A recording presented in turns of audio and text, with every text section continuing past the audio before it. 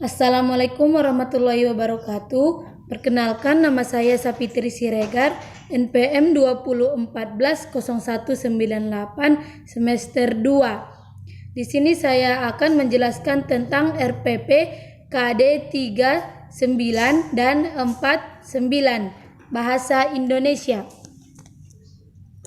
Rencana pelaksanaan pembelajaran SMA Sekolah SMA Negeri 2 Bayolali, mata pelajaran Bahasa Indonesia, kelas 10.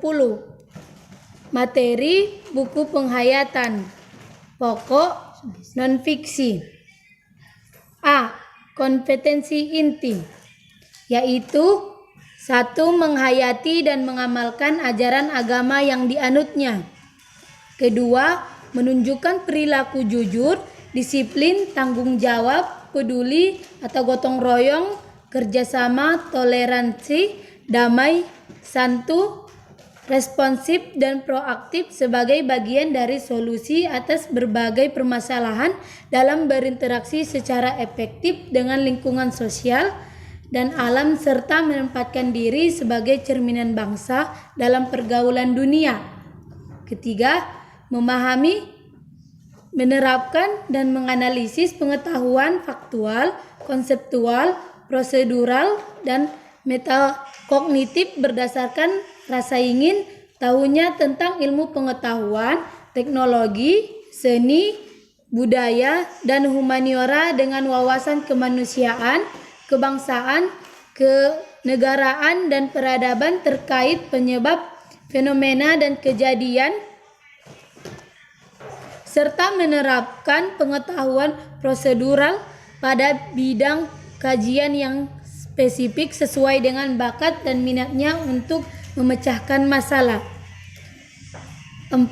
Mengolah, menalar, dan mengaji dalam ranah konkret dan ranah abstrak terkait dengan pengembangan dari yang dipelajarinya di sekolah secara mandiri, bertindak secara efektif dan kreatif, serta mampu menggunakan metode sesuai kaidah keilmuan. B. Kompetensi dasar dan indikator pencapaian kompetensi, yaitu KD 39 mengidentifikasikan butir-butir penting dari 2 buku non-fiksi atau buku penghayatan dan 1 novel yang dibacakan nilai-nilai dan kebahasaan, cerita dan cerpen dan rakyat. 4 dan 9 yaitu kompetensi dasar, menyusun ikhtisar dari 2 buku non-fiksi atau buku penghayatan dan ringkasan dari 1 novel yang dibaca. C. Tujuan pembelajaran. Melalui kegiatan pembelajaran dengan mendekatkan pedagogik atau genre saintifik dan skill dengan model saintifik serta didik dapat mengungkapkan butir-butir penting dari 2 buku yang dibaca atau non-fiksi dan fiksi. Menyusun rancangan laporan butir-butir penting dari 2 buku yang dibaca dan mengembangkan laporan butir-butir penting dari 2 buku yang dibaca dan mempresentasikannya. D. Materi laporan buku non-fiksi dan fiksi. Selanjutnya E. Pendekatan, metode, dan model pembelajaran. 1. Pendekatan saintifik. 2. Model pembelajaran atau active learning. 3. Metode kelompok, tanya jawab atau penugasan. G. Media atau alat dan bahan sumber belajar. 1. Media alatnya yaitu lembar kertas, papan tulis, whiteboard. Yang kedua, sumber belajar yaitu A. Suherli atau buku siswa Bahasa Indonesia kelas 10 revisi tahun 2017, Jakarta Pusat Kurikulum dan Perbukuan Balitbank Kemendikbud. B.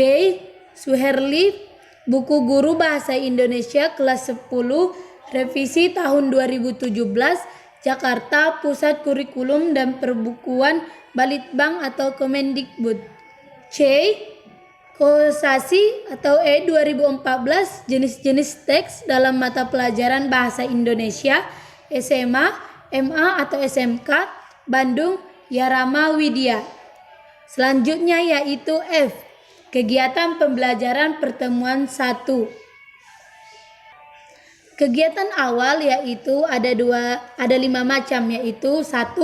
Peserta didik merespon, 2. Peserta didik menyimak, selanjutnya peserta didik mendiskusikan, dan selanjutnya peserta didik menerima hal yang akan dipelajari.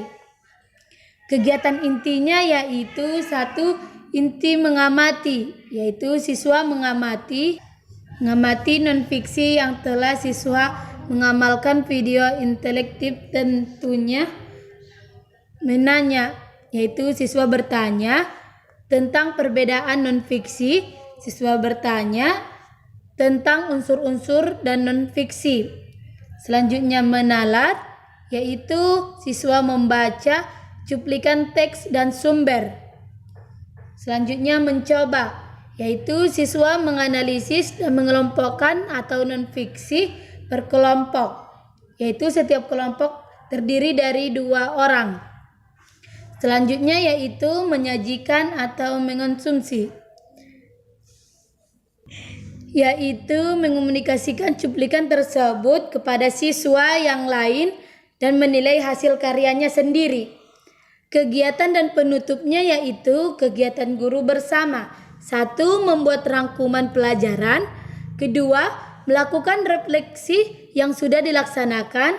3. Memberikan upaya, proses, dan hasil pembelajaran tersebut. Kegiatan guru yaitu 1.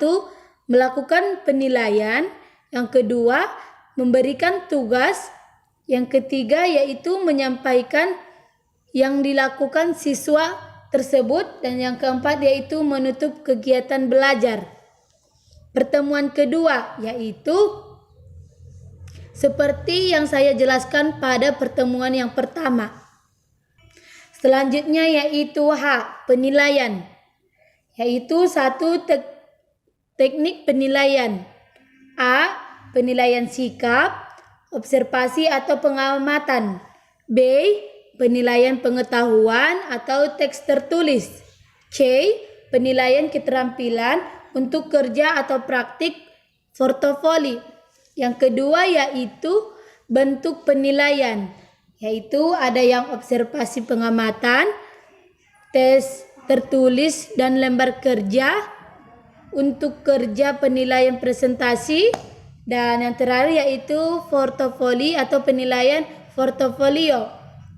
Yang ketiga yaitu remedial, yaitu 1. Pembelajaran remedial dilakukan bagi peserta didik yang capaian KD-nya belum tuntas. Yang kedua yaitu tahapan pembelajaran remedial dilaksanakan melalui remedial taktik atau klasikal atau tutor sebaya atau tugas dan diakhiri dengan teks.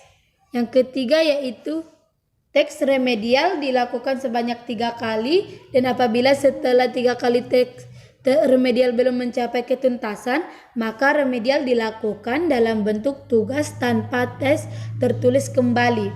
Yang keempat yaitu pengayaan, yaitu bagi peserta didik yang sudah mencapai nilai ketuntasan diberikan pembelajaran pengayaan sebagai berikut. Yang pertama yaitu siswa yang mencapai nilai diberikan materi masih dalam cakupan KD dengan pendalaman sebagai pengetahuan tambahan.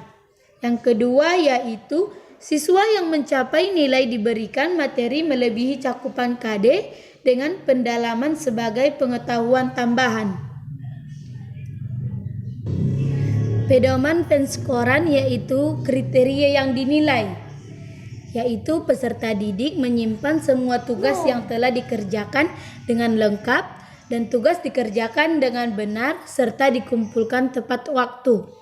Yang kedua yaitu nilainya yaitu 4. Yang kedua yaitu peserta didik menyimpan tugas-tugas yang telah dikerjakan dan sebagian besar benar tapi kurang lengkap serta dikumpulkan tepat waktu, yaitu skor nilainya 3.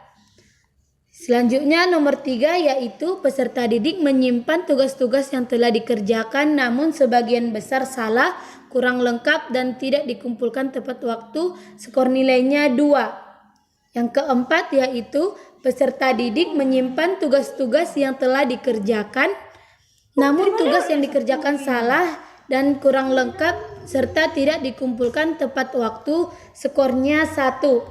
Nah, yang terakhir yaitu peserta didik tidak menyimpan 2 pun tugas-tugas yang diberikan karena tidak pernah mengumpulkan tugas, nilainya 0. Mungkin cukup sekian materi yang bisa saya jelaskan tentang KD 39 dan 49. Saya akhiri, wassalamualaikum warahmatullahi wabarakatuh.